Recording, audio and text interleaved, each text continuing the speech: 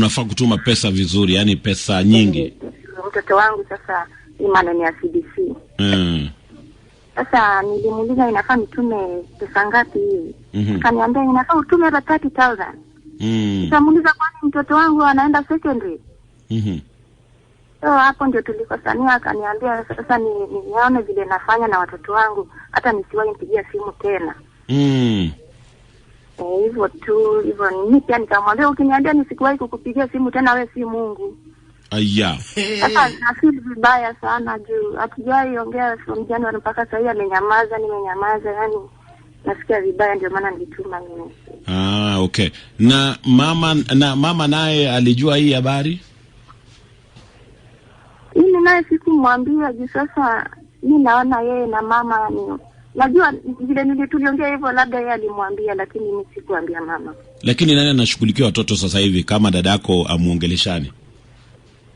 Imekuwa ngumu kwa sababu nikiongea na Made huwa nipambe huwa ananisaidia kulingana na sasa mimi nasikia vibaya sana. Kwa hivyo sasa hivi nani unatumia pesa ya mahitaji ya watoto? Unatumia mom. Unatumia mom directly.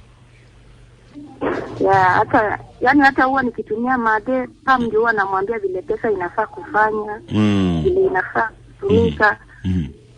Sasa this time around yani hatukuelewana tu juu kuuliza kitabu ni pesa ngapi.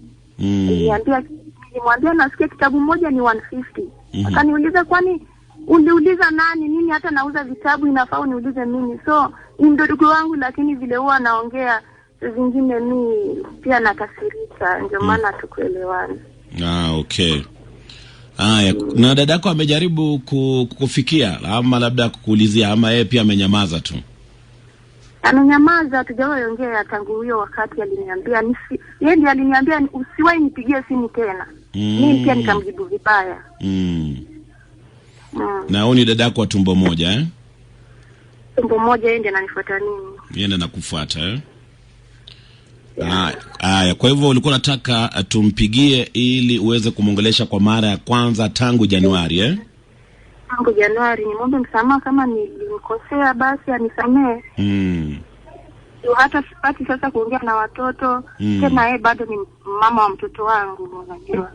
Hakuna vile hata watoto vile walirudi half time sikuweza kuongea na mtoto wangu.